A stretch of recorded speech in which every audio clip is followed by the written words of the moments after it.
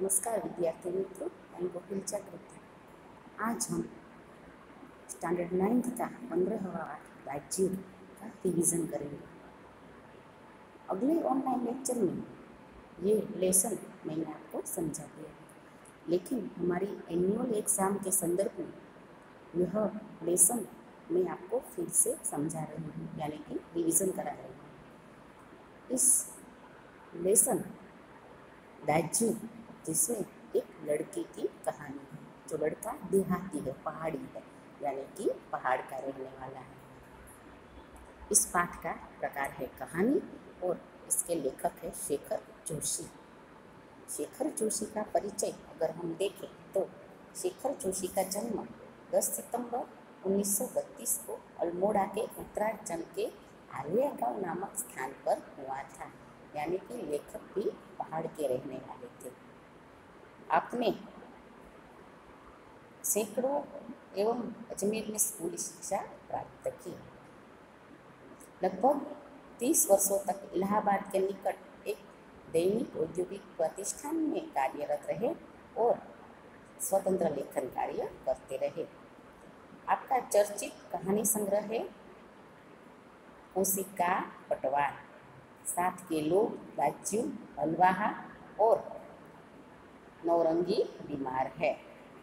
आपकी कई कहानी 1955 धर्मयुग में प्रतियोगिता में पुरस्कार प्राप्त की है।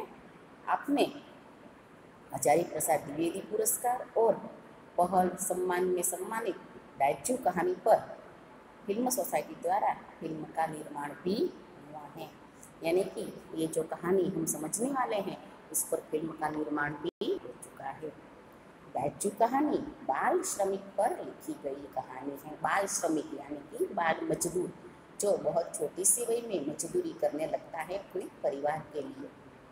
मदन एक पहाड़ी बालक है जो पेट की आग बुझाने के लिए शहर में आकर एक होटल में काम करने लगता है।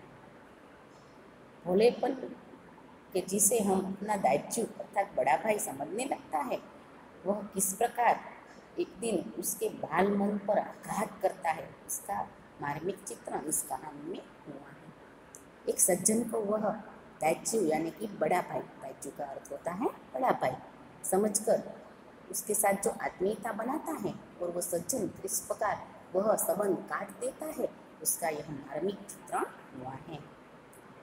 चौक से निकलकर माई ओर जो बड़े साइन बोर्ड वाला छोटा कैफे है, वही जगदीश बाबू ने उसे पहली बार देखा था। कैफे यानी कि होटल। गोरा चिट्टा रंग, नीली शफाफ आंखें, सुनहरे बाल और चाल में एक अनोखी मस्ती और शिथिलता नहीं। पहाड़ी बालक जैसे होते हैं, यह मदन बिल्कुल वैसा ही था। कमल के पत्ते पर फिसलती हुई पानी की बूंद किसी स्फूर्ति, आंखों की चंचलता देखकर उसकी उम्र का अनुमान केवल 9-10 वर्ष ही लगाया जा सकता है, और शायद यही उम्र उसकी रही होगी, यानी कि जो बालक है वह शायद ही 9 या 10 साल का होगा। अधजली सिगरेट का एक लंबा कश खींचते हुए जगदीश बाबू ने कैफे में प्रवेश किया तो वह एक मेज पर से प्लेटें उठा रहा था। जब वे पास की कोने की टेबल पर बैठे तो वह सामने था, मानो घंटों से उसकी उस स्थान पर आने वाले व्यक्ति की प्रतीक्षा कर रहा था। वह कुछ बोला नहीं, हाँ, नम्रता प्रदर्शन करने के लिए थोड़ा झुका और मुस्कुराया, पर उसके इसी मौन में जैसे सारा मीनू समाहित था। मीनू यानी कि मेनू, हम जो भी मंगाना चाहते हैं होटल में उसकी जो यादी होती है वह मेनू। सिंगल चाय का ऑर्डर पाने पर वह एक बार पुनः मुस्कुरा कर चल दिया और पलक चपकते ही चाय हाजिर की। उस लड़के की स्फूर्ति का, उसके शारीरिक देखाव का यहाँ वर्णन किया गया है और कहा गया है कि काम करने के लिए वह बड़ा ही उत्साहित था। मनुष्य की भावनाएं बड़ी विचित्र होती हैं। निर्जन एकांत स्थान में निसंग होने पर भी कभी कभी आदमी एकाकीपन अनुभव नहीं करता। इस एकाकीपन में भी सब कुछ कितना निकट होता है, यानी कि जब वो सोच में होता है तो चाले वह अकेला बैठा हो लेकिन बहुत सारे लोगों को अपने आसपास पाता है। उसे जब कुछ याद आता है तब कितना अपनापन है। परंतु इसके विपरीत कभी कभी सैकड़ों नर नारियों के बीच जनरवमय वातावरण में वह सूनेपन की अनुभूति होने लगती है। लगता है जो कुछ है वह सब पराया है, कितना अपनत्वहीन। पर यह अकारण ही नहीं होगा। इस एकाकीपन की अनुभूति इस अलगाव से बड़े होती है। बिछो यह विरक्ति की किसी कथा के मूल में। लेखक यहाँ कहना चाहता है कि कभी कभी आदमी अकेला होने पर भी अकेला नहीं होता, क्योंकि वह किसी की यादों में खोया हुआ होता है। और कभी कभी सैकड़ों नर नारियों के बीच भी जब उसे कुछ अपना नहीं लगता तो वह निराशा में डूब जाता है और अपने आप को अकेला पाता है। जगदीश बाबू दूर देश से आए हैं, अकेले हैं। चौक की चहल पहल कैफे के शोरगुल में उन्हें लगता है सब कुछ अपनत्वहीन है।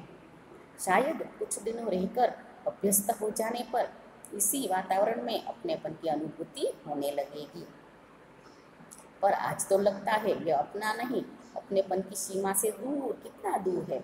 और तब उन्हें अपनापन ही याद आने लगते हैं और वह सोचने लगते हैं कि यहाँ सब कुछ होने पर भी मैं बिल्कुल अकेला हूँ। अपने गांव पड़ोस के आदमी, स्कूल कॉलेज के छोकरे, अपने निकट शहर के कैफे होटल, वह सब याद करने लगते हैं। तभी वहाँ मदन आ पहुँचता है। चाय साहब। जगदीश बाबू ने राखदानी में सिगरेट झाड़ी। उन्हें लगा इस शब्दों की ध्वनि में वही कुछ है जिसकी रिक्तता उन्हें अनुभव हो रही है। और उन्होंने अपनी शंका का समाधान कर लिया। क्या नाम है तुम्हारा? मदन। अच्छा, बहुत सुंदर। तुम कहाँ के रहने वाले हो? पहाड़ कहाँ बाबूजी? पहाड़ तो सैकड़ों है, आबू, दार्जिलिंग, मसूरी, शिमला, अल्मोड़ा। तुम्हारा गांव किस पहाड़ में है? इस बार शायद उन्हें पहाड़ और जिले का भेद मालूम हो गया। मुस्कुरा कर बोला, अल्मोड़ा साहब, अल्मोड़ा। अल्मोड़ा के कौन सा गांव? विशेष जानने की गरज से जगदीश बाबू ने पूछा। जगदीश बाबू अपने आप को अकेला महसूस कर रहे थे, तो मदन जब बार बार उसे कुछ क्या मंगाना है पूछने के लिए आता था तो उसे अपनापन महसूस हुआ और उसने उस बच्चे से पूछा कि तुम कहाँ के रहने वाले हो। इस प्रश्न ने उन्हें संकोच में डाल दिया। शायद अपने गांव की निराली संज्ञा के कारण उसे संकोच हुआ होगा। इसी कारण टालता हुआ सा बोला, दूर है साहब, अल्मोड़ा से 15-20 मील दूर होगा। फिर भी नाम तो होगा कुछ? जगदीश बाबू ने जोर देकर पूछा। जगदीश बाबू वहीं के रहने वाले थे, इसीलिए उसने जोर देकर गांव का नाम पूछा। रोटियां लागो, वह संकोचाता हुआ सा बोला। जगदीश बाबू के चेहरे पर टूटी एकाकीपन की शाही दूर हो गई और उन्होंने मुस्कुराकर मदन को बताया कि वे भी उसके निकटवर्ती गांव के रहने वाले हैं। जैसे प्रसन्नता के कारण अभी मदन के हाथ में से चाय गिर पड़ेगी। उसके मुंह से शब्द निकलना चाहा था, फिर भी न निकल सके। खोया खोया सा वह अपने अतीत में लौट लौट कर देखने का प्रयत्न कर रहा है। जब मदन ने जाना कि जगदीश बाबू भी उसी इलाके के रहने वाले हैं, अपने गांव के निकटवर्ती गांव के रहने वाले हैं, तो वह भी अतीत में हो गया। अतीत, गांव, ऊंची पहाड़ियाँ, नदी, इजा यानी कि माँ, बाबा, दीदी, भूली यानी कि उसकी छोटी बहन, दाजू यानी कि बड़ा भाई। मदन को जगदीश बाबू के रूप में किसकी छाया निकट पड़ी? ईजा नहीं, बाबा नहीं, दीदी, भूली नहीं, नहीं, दाजू। हाँ, दाजू जैसे मेरे जगदीश बाबू लगते हैं। 2-4 ही दिनों में मदन और जगदीश बाबू के बीच की अजनबीपन की खाई दूर हो गई। टेबल पर मदन का स्वर सुनाई देता, दाजू जय हिंद। दाजू आज तो ठंड बहुत है। दाजू यहाँ भी हिम पड़ेगा। दाजू आपने तो कल बहुत थोड़ा सा खाना खाया। तभी किसी और से बॉय की आवाज़ पड़ती और वह आवाज़ की प्रतिध्वनि में पहुँचने से पहले ही वहाँ पहुँच जाता। ऑर्डर लेकर फिर आते जाते जगदीश बाबू से पूछता, दाजू कोई चीज़? पानी लाओ। लाया दाजू?